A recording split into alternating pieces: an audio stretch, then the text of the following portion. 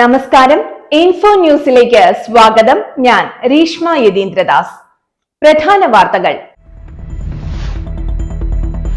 സംസ്ഥാന ചലച്ചിത്ര പുരസ്കാരം പ്രഖ്യാപിച്ചു. പൃഥ്വിരാജ് സുകുമാരൻ മികച്ച നടൻ.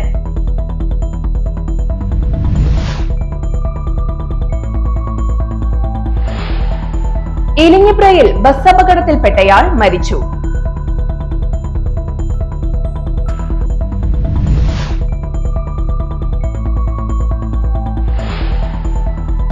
പാലപ്പിള്ളിയിൽ വീണ്ടും പുലി ഇറങ്ങി പശുവിനെ കൊന്നു.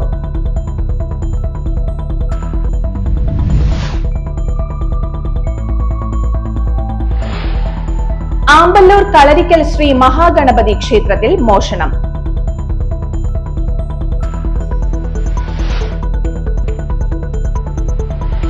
കൊരട്ടി മെർച്ചന്റ്സ് അസോസിയേഷൻ വാർഷിക പൊതുയോഗം നടത്തി.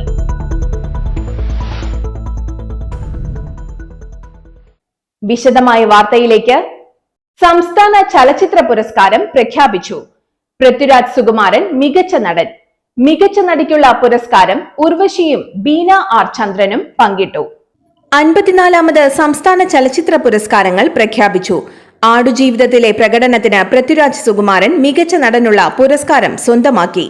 മികച്ച നടിക്കുള്ള പുരസ്കാരം ഉള്ളൊടുക്കിലെ പ്രകടനത്തിന് ഉർവശിയും തടവ് ചിത്രത്തിലെ പ്രകടനത്തിന് ബീന ആർ ചന്ദ്രനും പങ്കിട്ടു.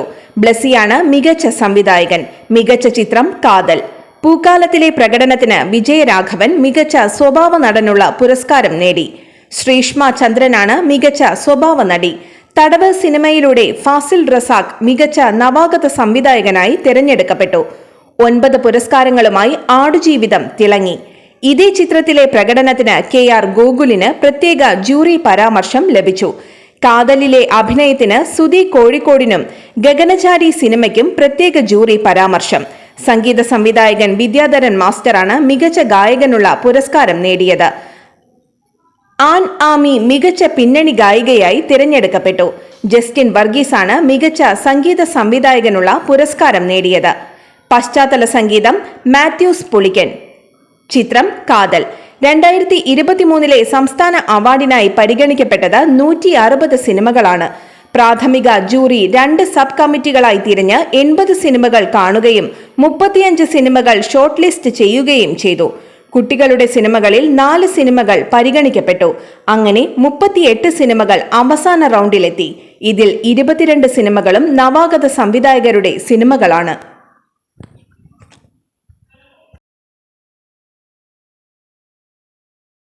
എലിഞ്ഞിപ്രയിൽ ബസ് അപകടത്തിൽപ്പെട്ടയാൾ മരിച്ചു. എലിഞ്ഞിപ്രയ്ക്കും പരിയാരത്തിനും മധ്യേ വെച്ച് ബസ് ഇടിച്ച് ഒരാൾ മരിച്ചു. ഇന്നലെ വൈകിട്ടായിരുന്നു സംഭവം.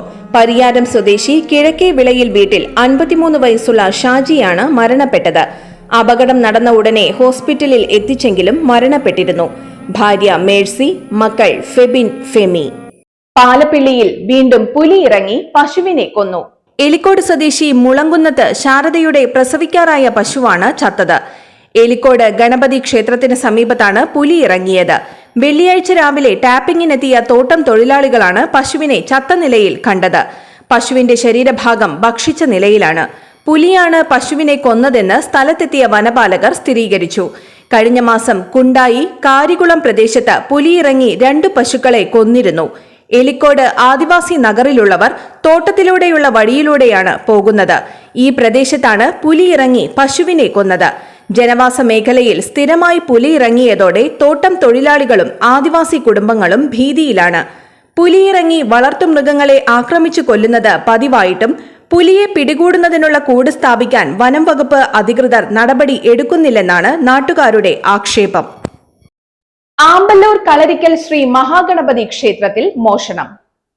ഭണ്ഡാരം തകർത്ത് പണം കവർന്നു. ശ്രീകോവിലിന് മുൻപിലുള്ള ഭണ്ഡാരം തകർത്ത് മറിച്ചിട്ട നിലയിലാണ്. രാവിലെ ക്ഷേത്രത്തിൽ സഹായത്തിനായി എത്തിയ സ്ത്രീയാണ് ഭണ്ഡാരം പൊളിച്ചത് കണ്ടത്. തുടർന്ന് ക്ഷേത്രം ഭാരവാഹികളെ വിവരമറിയിക്കുകയായിരുന്നു. ശ്രീകോവിലിന് മുൻപിലെ ഭണ്ഡാരം കുത്തിത്തുറന്ന് മറിച്ചിട്ട നിലയിലും സമീപത്ത് വെച്ചിരുന്ന വിളക്ക് തകർത്ത നിലയിലും കണ്ടെത്തി. ഏകദേശം 10,000 രൂപയുടെ നഷ്ടം കണക്കാക്കുന്നതായി ഭാരവാഹികൾ പറഞ്ഞു. പുതുക്കാട് പോലീസ് സ്ഥലത്തെത്തി അന്വേഷണം ആരംഭിച്ചു. കഴിഞ്ഞയാഴ്ച വെണ്ടൂർ നമ്പൂരിച്ചൻ ശ്രീ ഭുവനേശ്വരി ക്ഷേത്രത്തിൽ 2 ഭണ്ഡാരങ്ങൾ തകർത്ത് മോഷണം നടന്നിരുന്നു. കൊരട്ടി മെർച്ചന്റ്സ് അസോസിയേഷൻ വാർഷിക പൊതുയോഗം നടത്തി. യൂണിറ്റ് പ്രസിഡന്റ് ബെന്നി ജോസഫിന്റെ അധ്യക്ഷതയിൽ വ്യാപാരി വ്യവസായി ഏകോപന സമിതി സംസ്ഥാന വൈസ് പ്രസിഡന്റും ജില്ലാ പ്രസിഡന്റുമായ ശ്രീ അബ്ദുൾ ഹമീദ് യോഗം ഉദ്ഘാടനം ചെയ്തു. ജില്ലാ general secretary NR Vinod Kumar മുഖ്യപ്രഭാഷണം നടത്തി. ഭദ്രം കുടുംബസുരക്ഷാ പദ്ധതിയിൽ നിന്ന് മരണമടഞ്ഞ കുടുംബത്തിന് 10 ലക്ഷം രൂപ കൈമാറി. വയനാട് ദുരിതബാധിതർക്ക് സഹായിക്കുന്നതിനായി 2,22,222 രൂപ ജില്ലാ പ്രസിഡന്റിന് കൈമാറി.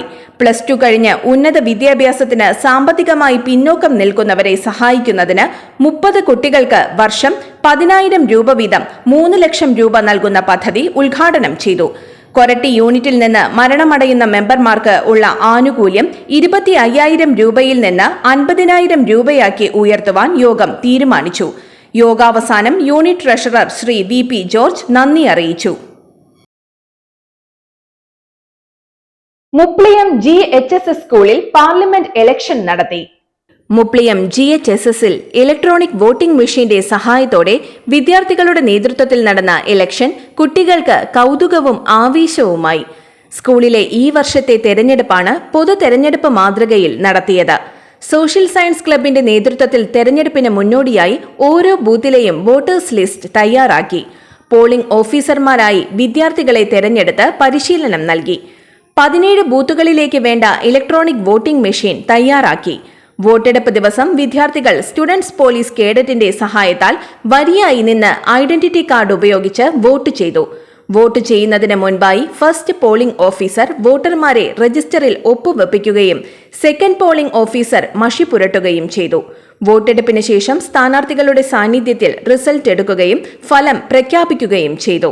സ്കൂൾ ഇലക്ഷന് ഹൈസ്കൂൾ വിഭാഗത്തിൽ സോഷ്യൽ സയൻസ് അധ്യാപകരായ AK അമൃതപ്രിയ, PG വിജയ എന്നിവരും, UP വിഭാഗത്തിൽ KA റഷീദ്, E ധന്യ അരവിന്ദ് എന്നിവരും ഇലക്ട്രോണിക്സ് മെഷീന് വേണ്ട സാങ്കേതിക സഹായങ്ങൾ EV ജയ, റെജി കൊച്ചപ്പൻ എന്നിവരും ഒരുക്കി. നിരീക്ഷകരായി മറ്റ് അധ്യാപകരും പ്രവർത്തിച്ചു. നന്ദിപുലം ഗവൺമെന്റ് UP സ്കൂളിൽ നിർമ്മിച്ച വർണ്ണക്കൂടാരം ആലോലം ഉദ്ഘാടനം ചെയ്തു.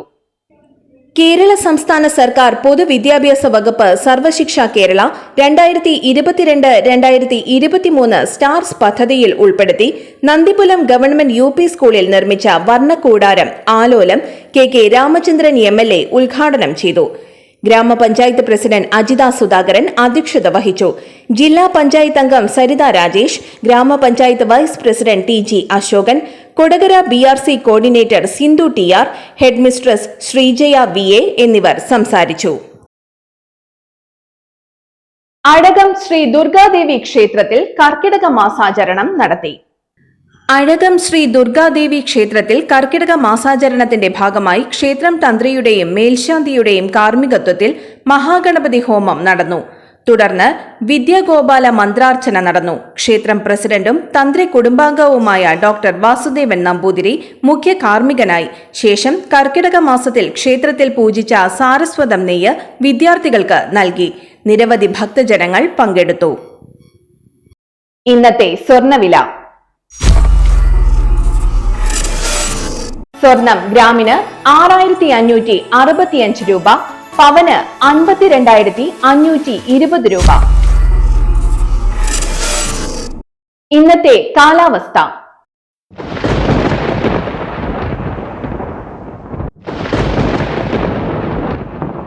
കൂടിയ താപനില 31 ഡിഗ്രി സെൽഷ്യസ്, കുറഞ്ഞ താപനില 25 ഡിഗ്രി സെൽഷ്യസ് രേഖപ്പെടുത്തി.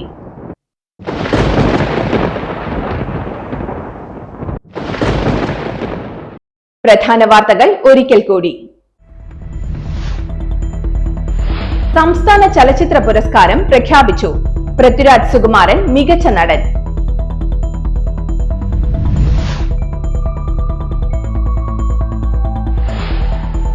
ഇലിഞ്ഞിപ്രയിൽ ബസ് അപകടത്തിൽപ്പെട്ടയാൾ മരിച്ചു.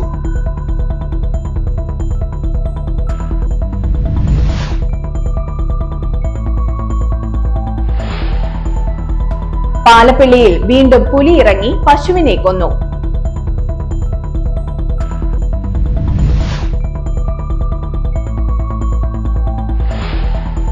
ആമ്പല്ലൂർ കളരിക്കൽ ശ്രീ മഹാഗണപതി ക്ഷേത്രത്തിൽ മോഷണം.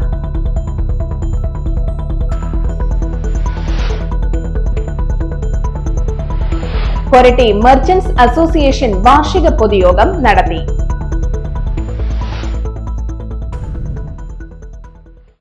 ഇതോടെ വാർത്താ ബുള്ളറ്റിൻ പൂർണ്ണമാകുന്നു.